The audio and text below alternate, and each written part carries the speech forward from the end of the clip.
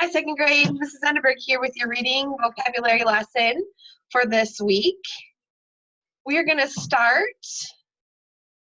Come on, share screen. Let's go. Here we go. We're going to start with our vocabulary words. You'll notice that with our reading, vocabulary, grammar, and writing lessons, they're going to follow the same format. So a lot of this is going to look familiar from what you saw with Mrs. Goodman's lessons last week. So here are our vocabulary cards. We're going to start with our first word, which is yarn. People use yarn to knit sweaters, hats, and mittens. So on the back of the card, we have the definition. Yarn is spun thread that is used for knitting or weaving. So think about how you've used yarn before. What is yarn used for other than clothing? You might have used it in art projects or maybe even tying things together. Our next word is strands. The strands of yarn are tied into knots at the bottom of this rug. Strands, what does it mean? Strands are thin pieces of thread, string, or hair. What do you think strands of gold thread may be used for? You ever seen gold thread? What could they be used for? They would be nice and shiny, thin, like tiny pieces of thread.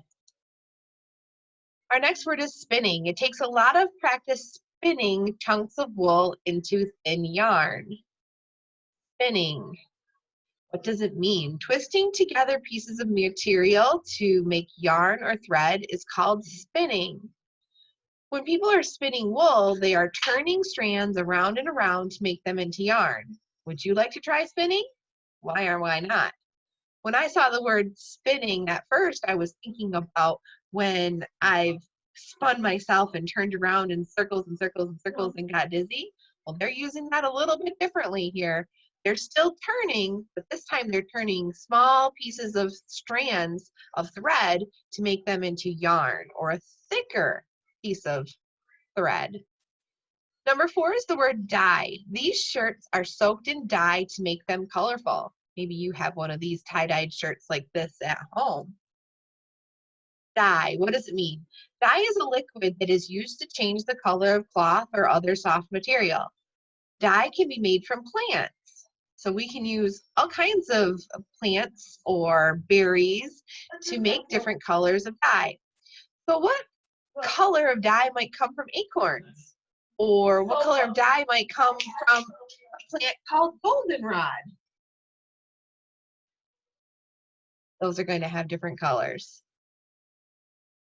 The next word is weave. This woman will weave dried grasses into baskets. What does that mean? To weave means to make an item by crossing materials over one another or braiding them together. How might people weave cloth with a pattern? So you might have done some weaving in art class, and if you haven't yet, I know you will be soon in one of your future classes, maybe in 3rd grade or 4th grade. That's a skill that you need to learn how to do, is weaving by putting items over one another or braiding them together. Our next word is sharpening. This pencil does not need sharpening anymore.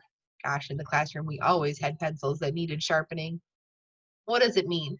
If you are sharpening something, you are making its edge very pointed or thin. Why do some things need sharpening now and then?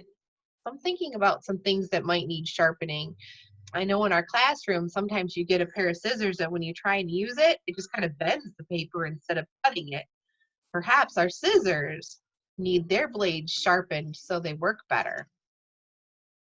Our next word is duplicated. Some colors on this rug are duplicated. They appear again and again. This is how you make a pattern, by duplicating something. Duplicated means if you have something duplicated, you have made an exact copy of it. So think about some things that you've received in school that was duplicated. You might have gotten a flyer or a piece of paper or a worksheet that everybody has the same one. It's been duplicated. Our next word is delicious. This baker makes delicious cakes. They are very tasty. What does it mean? Food that is delicious has a great flavor. What food do you think tastes delicious? Last night we built a fire in our fireplace and we roasted some s'mores, marshmallows for s'mores. Oh, they were delicious. Oops. All right. Okay. So those were your vocabulary words. If we were in the classroom right now, we would be taking the time to think about how we could use those vocabulary words in some of our guided play. So I'm going to challenge you to do the same thing. Use those words in conversations, or think about how you can use those words in some of the play and some of the games that you're doing at home. Now we're going to go on to the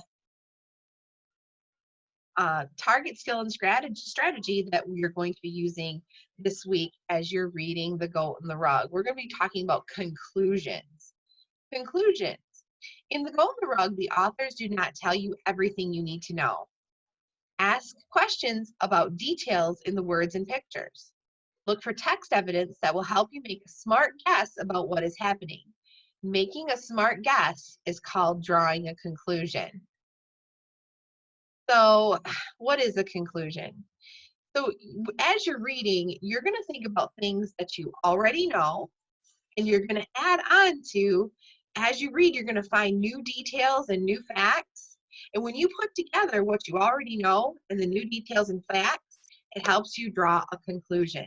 So, as you're reading, you need to take time to stop and process what you already know, along with the new details, to draw the conclusions, because the author isn't going to tell you everything in a story. Your stories would be so long.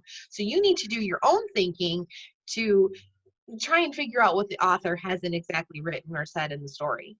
So how you do that is you stop and you ask yourself questions often as you read. So you're going to stop and say, what do I already know about this? What are some experiences I've had with this topic? Then you're going to take some of the things that you've learned from the story, some details and facts. What have I learned about this? And you put the two things together and you figure out, what does that mean? What does the author want me to know that hasn't been said in the writing?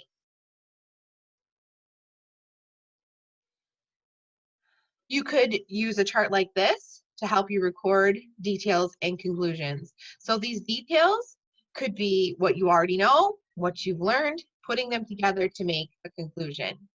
You also want to summarize. As you read, stop and tell about the most important ideas or some things that you know in your own words. So the story, The Goat and the Rug, is about visual arts. Visual art is the art that you look at, like drawing or a sculpture. Artists use different things to make visual art. Some use paint to create the art. Others use metal, wood, or clay. Even yarn can be used to create art. In The Goat and the Rug, you will learn about the art of weaving a rug. The artist in the selection uses yarn to make colorful patterns in her rugs. Here's some visual art in the picture. He painted a beautiful vase full of flowers. So in our talk about section, we would be doing this in small groups in the classroom.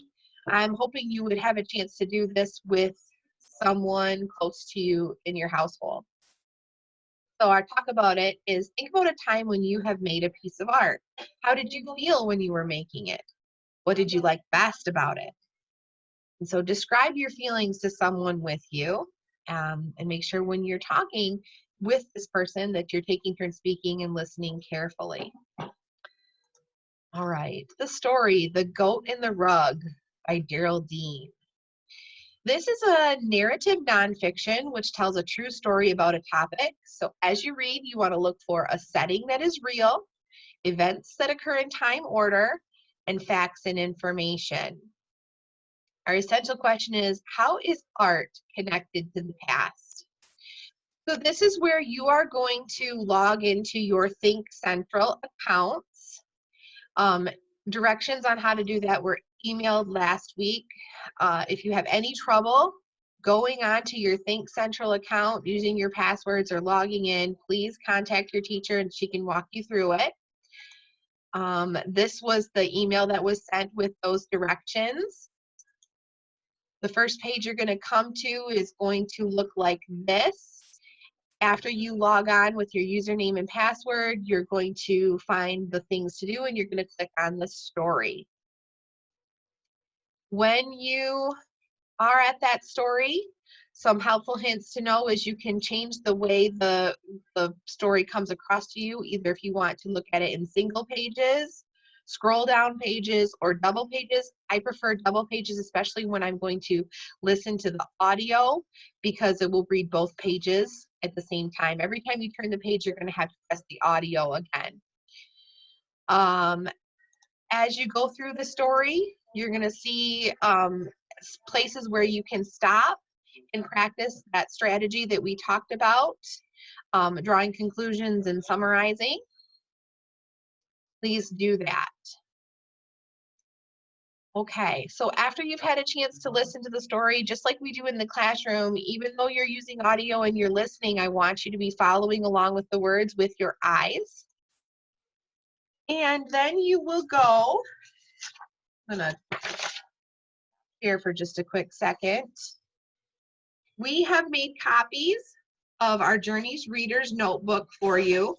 You're going to go onto lesson 23. We're going to talk about the worksheets that go along with this story. The story is not this one. Whoops, we got to get to the right lesson here. That was last week's. We need the goat and the rug. Sorry, guys. I thought I had the right page pulled up. Lots of stuff. Come on, here it is. All right, the goat and the rug. So this story tells how a Navajo woman uses her goat's wool to weave a beautiful rug. Read and answer the questions about the story. So as you're listening on Think Central, you can go back to the certain pages they tell you to, 281, 282, reread those pages, and you can answer this question: what does Glenn May do first? I really want you to be writing these answers in complete sentences using your capital letters, using your punctuation. This has 2 pages. So on the back side, it says, in this story, Glenn May uses many tools. Find 4 tools in the story, write and draw them in order they are used. Write a sentence telling what Glenn May does with each tool. So find 4 of the tools in the story, draw a picture as best you can, list what that tool is. For example, this one, it says, she uses the scissors to what? For this, you're going to finish that sentence. All right. Another thing I wanted to talk to you about is our close reader. Now, we haven't discussed this book yet. This is supplemental. I'm not going to do any video lessons, or we're not going to do any video lessons that go along with this. But to go with our story, get on the right page here.